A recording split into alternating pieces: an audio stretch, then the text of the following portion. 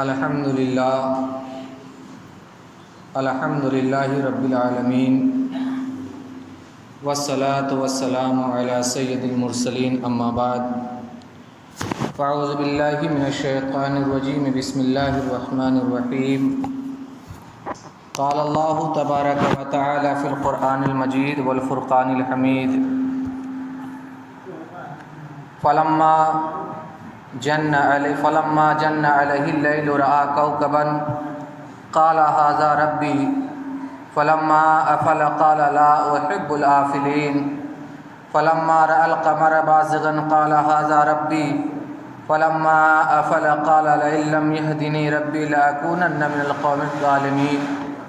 فلما رأى الشمس بازغة قال هذا ربي هذا أكبر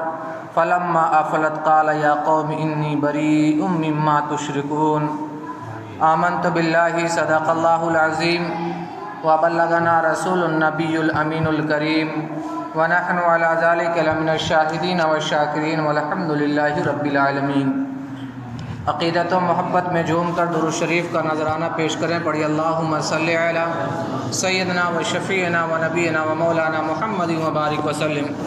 صلاۃ و سلام علیک یا رسول اللہ صلی اللہ تعالی علیہ وسلم۔ حضرات محترم،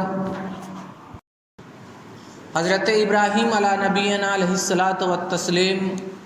آپ کا نام ابراہیم تھا، اور ابراہیم یہ سریانی زبان کا لفظ ہے، اور ابرا کا معنی ہوتا ہے اب، اور ہیم کا معنی ہوتا ہے اللہ۔ یہ سریانی زبان میں ابراہیم، یہ عربی زبان میں اسی لفظ کو عبداللہ کہا جاتا ہے، یعنی عبداللہ کا جو معنی ہے وہی سریانی زبان میں ابراہیم کا معنی ہوا کرتا ہے۔ آپ کے والد کا نام تارخ تھا اور آپ کے چچا کا نام آزر تھا، جو بتوں کی پوجا کرتا تھا، اور حضرت ابراہیم علیہ نبینا علیہ الصلاۃ والتسلیم طوفان نوح کے 1700 سال بعد پیدا ہوئے، اور حضرت ابراہیم علیہ السلام سے 2300 سال پہلے آپ شہر بابل میں پیدا ہوئے، اور آپ کے زمانے کا جو بادشاہ تھا اس کا نام نمرود تھا۔ یہ نمرود دنیا کا سب سے پہلے ظالم اور جابر بادشاہ کا نام تھا، اور سب سے پہلا تاج اپنے سر پر رکھنے والا یہی تھا، یعنی نمرود نے ہی دنیا میں بادشاہت پانے کے بعد سب سے پہلے اپنے سر پر تاج رکھا تھا۔ 800 سال تک یہ زندہ رہا، اور 400 سال تک عیش و عشرت کی یہ زندگی گزارتا ہے، اور 400 سال عذاب الہی میں اس کی زندگی گزرتی ہے۔ عزیزان گرامی، حضرت ابراہیم علیہ نبینا علیہ الصلاۃ والتسلیم شہر بابل میں پیدا ہوتے ہیں، اور جب آپ نے آنکھیں کھولی تو آپ نے اپنے ارد گرد کے ماحول کو جائزہ لیا تو ہر طرف بتوں کی پوجا کرنے والے تھے۔ کوئی ستاروں کی پوجا کرتا تھا، اور کوئی چاند کی پوجا کرتا تھا، کوئی سورج کو پوجتا تھا، کوئی بتوں کو اپنا معبود بنا رکھا تھا، اور اپنے بتوں کو ہی جنہیں اس نے اپنے ہاتھوں سے تراشا تھا، مورتیوں کو جنہیں اپنے ہاتھوں سے اس نے بنایا تھا، اس کو اپنا معبود سمجھتا تھا۔ حضرت ابراہیم علیہ نبینا علیہ الصلاۃ والتسلیم نے جب اس فانی دنیا میں آنکھیں کھولی تو حضرت ابراہیم علیہ نبینا علیہ الصلاۃ والتسلیم نے بچپن میں ہی اس کا رد فرما دیا، اور جب آپ نے پہلی مرتبہ چمکتے ہوئے ستارے کو دیکھا تو آپ نے فرمایا کہ ہو سکتا ہے یہ میرا خدا ہو، لیکن جب وہ ستارہ ڈوب جاتا ہے تو آپ نے ارشاد فرمایا جو ڈوب جائے وہ میرا خدا نہیں ہو سکتا۔ جب آپ نے 14ویں کے چاند کو دیکھا، اس کی روشنی کو دیکھا، تو آپ نے ارشاد فرمایا کہ ہو سکتا ہے کہ یہ میرا خدا ہو، لیکن جب وہ روپوش ہو جاتا ہے تو آپ نے ارشاد فرمایا جو روپوش ہو جائے، جو پوشیدہ ہو جائے وہ میرا خدا نہیں ہو سکتا۔ جب آپ نے سورج کی کرن کو دیکھا، اور سورج اپنی آب و تاب سے جب مشرق سے نکلتا ہے تو حضرت ابراہیم علیہ نبینا علیہ الصلاۃ والتسلیم نے ارشاد فرمایا ہو سکتا ہے کہ یہ میرا خدا ہو، لیکن جب سورج پچھم میں غروب ہو جاتا ہے حضرت ابراہیم علیہ نبینا علیہ الصلاۃ والتسلیم نے ارشاد فرمایا جو غروب ہو جاتا ہے وہ میرا خدا نہیں ہو سکتا۔ اس طریقے سے حضرت ابراہیم علیہ نبینا علیہ الصلاۃ والتسلیم آگے ارشاد فرماتے ہیں اے میری قوم کے لوگوں، جو تم ستاروں کی پوجا کرتے ہو، جو تم چاند کی پوجا کرتے ہو، جو تم سورج کو اپنا معبود بنائے ہوئے ہو، میں تمہارے اس شرکیہ کام سے بری ہوں۔ اور اللہ رب العزت قرآن مقدس میں ارشاد فرماتا ہے قال یا قوم انی بریء مما تشرکون، کہ حضرت ابراہیم علیہ نبی علیہ الصلوۃ والتسلیم نے ستارے کا رد فرمانے کے بعد، چاند کا رد فرمانے کے بعد اور سورج کا رد فرمانے کے بعد ارشاد فرماتے ہیں اے میری قوم کے لوگوں گواہ رہنا، جن چیزوں کی پوجا تم کرتے ہو، جن چیزوں کو تم نے اپنے معبود بنا رکھا ہے، میں اس سے بری ہوں، اس سے براءت ظاہر کرتا ہوں۔ اس کے بعد حضرت ابراہیم علیہ نبی علیہ الصلوۃ والتسلیم جب بڑے ہوئے تو آپ نے اپنی قوم کو توحید کا پیغام دیا۔ توحید کا مطلب یہ ہے کہ آپ نے اللہ وحدہ لا شریک کی عبادت کا پیغام دیا، اور آپ نے ارشاد فرمایا کہ جتنے بت ہیں یہ تمہارے کسی کام کے نہیں ہیں، نہ تو یہ تمہیں نفع پہنچا سکتے ہیں، نہ تو یہ تمہیں نقصان دے سکتے ہیں، یہ تو اپنے جسم سے مکھی تک کو نہیں ہٹا سکتے ہیں، یہ نفع و ضرر کے مالک نہیں ہے، یہ تمہارا کچھ نہیں کر سکتے، جن کو تم نے اپنے ہاتھوں سے بنایا ہے، جن کی تم پوجا کرتے ہو، یہ تمہارے معبود نہیں ہو سکتے۔ اللہ جس نے تمہیں پیدا کیا ہے، جو تمہیں روزی دیتا ہے، جو زمین و آسمان ساری کائنات کا مالک ہے، اس ایک وحدہ لا شریک کی عبادت کرو۔ لیکن قوم کے لوگوں نے آپ کی باتوں کو نہیں سمجھا اور آپ کو انہوں نے برا بھلا کہا۔ اس طریقے سے اللہ حضرت ابراہیم علیہ نبی علیہ الصلوۃ والتسلیم انہیں تبلیغ کرتے رہے، انہیں پیغام دیتے رہے، حتیٰ کہ حضرت ابراہیم علیہ نبی علیہ الصلوۃ والتسلیم کے جو چچا تھے یہ آزر ان کا نام تھا، اور یہ کافر تھے، یہ بتوں کو اپنے ہاتھوں سے بناتے تھے۔ حضرت ابراہیم علیہ السلام نے ان سے بھی منع کیا کہ آپ جو ان بتوں کو پوجتے ہیں، اپنے ہاتھوں سے بناتے، یہ آپ کے معبود نہیں ہو سکتے، یہ آپ کا اللہ نہیں ہو سکتا، یہ آپ کا خدا نہیں ہو سکتا۔ آپ ان باتوں کو سمجھیے، یہ آپ کا نفع ضرر دینے والا نہیں ہے۔ حضرت ابراہیم علیہ نبی علیہ الصلوۃ والتسلیم نے آزر کو تبلیغ کی، لیکن آزر مانا نہیں، اور جب آزر مانا نہیں تو آزر کا انجام کیا ہوتا ہے؟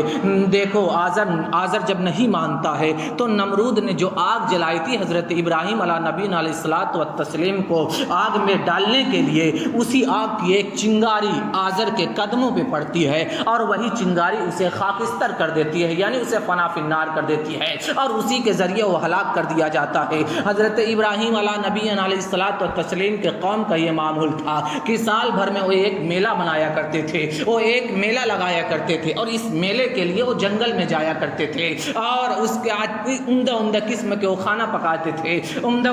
قسم کے مشروبات تیار کرتے تھے، اور طرح طرح سے کھانے وغیرہ تیار کرنے کے بعد اپنے عبادت خانے میں جو بت رکھے ہوتے تھے ان کے سامنے لے جا کر کے رکھ دیتے تھے، اور اس کے بعد جنگل کی طرف نکل جاتے۔ جنگل میں جب میلہ بنا کر کے واپس لوٹتے تو پھر اس سامان کو جو وہاں پر رکھے ہوتے اس کو اٹھا کر کے اپنے گھر لے جاتے، اور اسے تبرک سمجھ کر کے کھا لیا کرتے تھے۔ حضرت ابراہیم علیہ نبی علیہ الصلوۃ والتسلیم سے بھی آپ کی قوم کے لوگوں نے کہا کہ چلو آج ہمارا میلہ ہے، میلے میں چلو۔ حضرت ابراہیم علیہ السلام نے کہا کہ میں نہیں جانے والا، میں نہیں جاتا۔ اور اللہ اکبر مسلمانوں، جب آپ کی قوم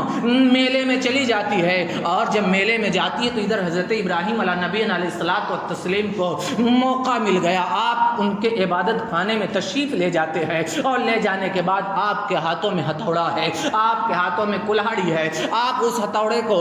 ہاتھ میں لے کر کے جب بت خانے میں داخل ہوتے ہیں، عبادت خانے میں ان کے داخل ہوتے ہیں، تو آپ نے دیکھا کہ بتوں کے سامنے عمدہ قسم کے کھانے رکھے ہوئے ہیں، اور ہر چھوٹے بڑے ہر قسم کے وہاں پر بت موجود ہیں۔ حضرت ابراہیم علیہ نبی علیہ الصلوۃ والتسلیم نے ارشاد فرمایا اے بتوں، تمہارے سامنے جو کھانا رکھا ہوا ہے تم اسے کھاتے کیوں نہیں ہو؟ یہ تمہارے سامنے جو کھانا ہے تم اسے کھاؤ۔ اور جب حضرت ابراہیم علیہ نبی علیہ الصلوۃ والتسلیم انہیں مخاطب کرتے ہوئے ارشاد فرماتے ہیں تو کوئی جواب نہیں ملتا۔ جواب کہاں سے ملتا؟ ان کے اندر تو جان ہی نہیں ہے، وہ بے جان چیزیں ہیں، انہیں جواب کیسے ملتا؟ حضرت ابراہیم علیہ نبی علیہ الصلوۃ والتسلیم نے اس کے بعد اپنے ہتھوڑے کو اٹھایا، اور اٹھانے کے بعد جتنے آس پاس میں بڑے بت کے آس پاس میں جتنے بت تھے سب کو آپ نے توڑ دیا، کسی کی آنکھ توڑ دی، کسی کے ناک کو توڑ دیا، اور کسی کے پیر کو کاٹ دیا، یہاں تک کہ مرمت سے انہیں توڑ دیا۔ اور اس کے بعد جو ہتھوڑا تھا، ہتھوڑے کو بڑا والا جو بت تھا اسی کے گردن میں پہنا دیتے ہیں، اور اس کے بعد عبادت خانے سے نکل جاتے ہیں۔ جب حضرت ابراہیم علیہ نبی علیہ الصلوۃ والتسلیم عبادت خانے سے نکل جاتے ہیں اور آپ اپنے گھر تشریف لے جاتے ہیں، اب شام کا جب وقت ہوتا ہے تو آپ کی قوم جنگل سے اپنی عبادت اور اپنے میلے کو بنا کر کے واپس جب لوٹتی ہے، اپنے بت خانے میں داخل ہوتی ہے تو دیکھتی ہے کہ ہر بت گرا پڑا ہے، وہ کسی کے ہاتھ کو توڑ دیا گیا ہے، کسی کے ناک کو پھوڑ دیا گیا، کسی کی آنکھ کو ہی نکال دیا گیا ہے، اور سب کی مرمت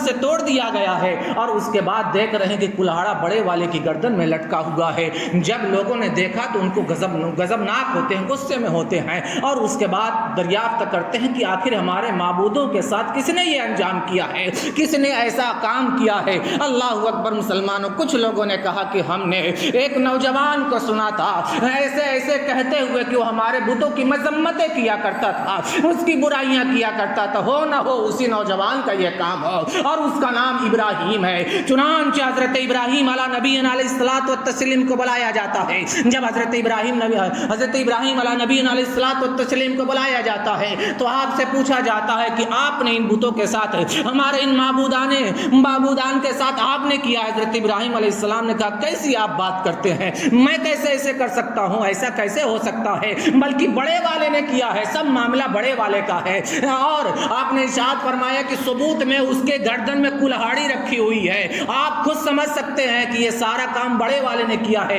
اس لیے کہ اس نے دیکھا کہ دائیں بائیں میرے جتنے چھوٹے چھوٹے ہیں ان کے سامنے بھی کھانا رکھا ہوا، سارا کھانا وہی کھا جائیں گے۔ اس لیے حضرت ابراہیم علیہ نبی علیہ الصلوۃ والتسلیم نے جب یہ دلیل پیش کی تو کفار و مشرکین، آپ کی قوم کے لوگوں نے کہا کہ اے ابراہیم، یہ تو بے جان بت ہے، یہ کیسے بول سکتے ہیں اور یہ کیسے کھا سکتے ہیں۔ اب حضرت ابراہیم علیہ السلام نے آخری ضرب لگائی اور آپ نے اپنی دلیل کو پیش کیا۔ اے میری قوم کے لوگوں، جو نہ تو بول سکتا ہے، نہ اپنے جسم سے مکھی ہٹا سکتا ہے، اور نہ اپنے نفع و ضرر کو اپنے نفع و ضرر کا مالک ہے، نہ اپنے آپ کو خود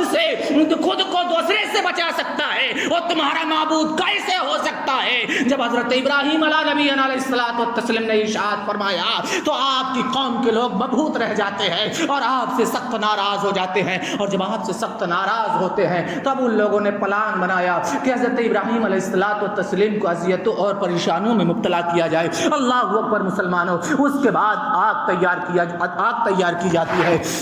حضرت ابراہیم علیہ نبی علیہ الصلوۃ والتسلیم کو آگ میں رکھنے کے لیے آگ کو جلائی جاتی ہے۔ اللہ اکبر مسلمانوں، حضرت ابراہیم علیہ نبی علیہ الصلوۃ والتسلیم نے جب کفار کے بناوٹی خداؤں کو تباہ کر دیا اور دلائل میں بھی ان پر غلبہ حاصل کر لیا تو نمرودیوں نے آپ سے انتقام لینے کا فیصلہ کیا، اور سب سزاؤں میں جو سب سے زیادہ سخت سزا ہوتی ہے وہ آگ کی سزا ہوتی ہے۔ آگ کی سزا یہ سب سے زیادہ سخت سزا ہوتی ہے، اسی لیے آگ کا عذاب صرف اللہ ہی دے سکتا ہے، بندوں کے اختیار نہیں ہے کہ آگ کی سزا دے سکے۔ اسی لیے جو عذاب دیا جائے گا جہنم میں، وہ آگ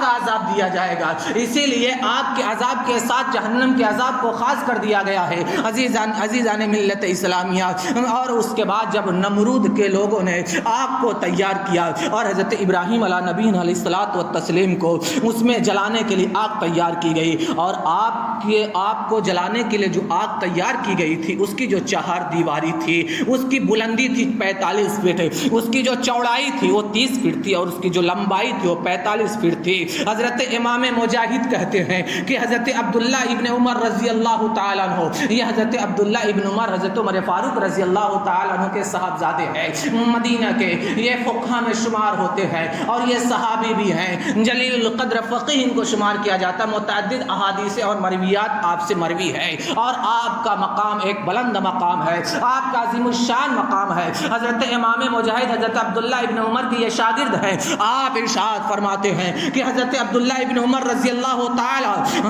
عنہما نے فرمایا، اے مجاہد، کیا تمہیں معلوم ہے کہ ابراہیم علیہ السلام کو جلانے کا سب سے پہلا مشورہ دینے والا کون تھا؟ جب آگ کو ابھی تیار نہیں کیا گیا تھا اور آگ کو جلانے کا بھی ارادہ بھی نہیں تھا، لیکن آگ کو جلانے کا جو سب سے پہلا مشورہ دیا تھا وہ تو امام مجاہد فرماتے ہیں کہ جب حضرت عبداللہ ابن عمر نے کہا کہ اے مجاہد، کیا تمہیں معلوم ہے کہ ابراہیم علیہ السلام کو جلانے کا سب سے پہلا مشورہ دینے والا کون تھا؟ تو حضرت امام مجاہد کہتے ہیں کہ مجھے معلوم نہیں نہیں تو وہ کہتے ہیں کہ فارس یعنی ایران کے دیہات کا رہنے والا ایک شخص تھا جس کا نام اقراط تھا. اس شخص کو اللہ تعالیٰ نے زمین میں دھسا دیا اور صبح قیامت تک وہ زمین میں دھستا جائے گا. اللہ اکبر مسلمانوں. اس کے بعد جب آپ کو آگ میں جلانے سے پہلے قید کر دیا گیا, جب آگ کے شعلے بھڑک جاتے ہیں اور اس کے قریب جانا دشوار ہو جاتا ہے, تو اب نمرودیوں کو یہ فکر دامنگیر ہو گئی کہ اب کیسے ابراہیم کو آگ میں ڈالا جائے گا, اب حضرت ابراہیم علیہ السلام آگ میں کیسے ان کو پھینکا جائے گا. تو شیطان نے مشورہ دیا کہ ایک منجیک تیار کی جائے. منجیک ایسے ہتھیار کو کہتے ہیں کہ کسی سامان کو اس میں رکھ دیا جائے اور رکھ دینے کے بعد اسے پھینکا جائے تو سامان دور تک پہنچ جائے. اسی کو آج کے زمانے میں ہم راکٹ کہتے ہیں, یا اسی کو ہم میزائل کہتے ہیں, یا ہم اپنے عام زبان میں اسے گلیل کہتے ہیں کہ گلیل میں کوئی چیز رکھ کر کے پھینکی جائے تو دور تک جاتی ہے. تو اسی طریقے سے ایک ہتھیار تیار کیا گیا جسے منجیک کہا جاتا ہے. اور جب یہ منجیک تیار ہو گئی, اور شیطان نے یہ مشورہ دیا تھا, اور جب منجیک تیار ہو گئی حضرت ابراہیم علیہ نبی علیہ الصلوۃ والتسلیم کو قید سے نکال کر کے اس منجیک میں رکھا جاتا ہے, اور رکھنے کے بعد آپ کو آگ میں ڈالا جاتا ہے. اور جب آگ میں ڈالا جاتا ہے اللہ رب العزت کا حکم ہوتا ہے یا نار کونی بردم و سلامات, اے آگ حضرت ابراہیم علیہ الصلوۃ والتسلیم کے لیے ٹھنڈی ہو جا اور سلامتی والی ہو جا. روایتوں میں آتا ہے کہ اگر ٹھنڈی اور سلامتی ہونے کا ذکر نہیں آتا تو ٹھنڈک کی وجہ سے حضرت ابراہیم علیہ الصلوۃ والتسلیم کو نقصان پہنچتا, اس لیے آگ ارشاد ہوتا ہے اے آگ ٹھنڈی بھی ہو جا اور سلامتی والی بھی ہو جا. حضرت ابراہیم علیہ نبی علیہ الصلوۃ والتسلیم کے تعلق سے اللہ نے ارشاد فرمایا یا نارو کونی بردم و سلامات, اے آگ ابراہیم کے لیے گلے گلزار ہو جا اور آپ اس میں آرام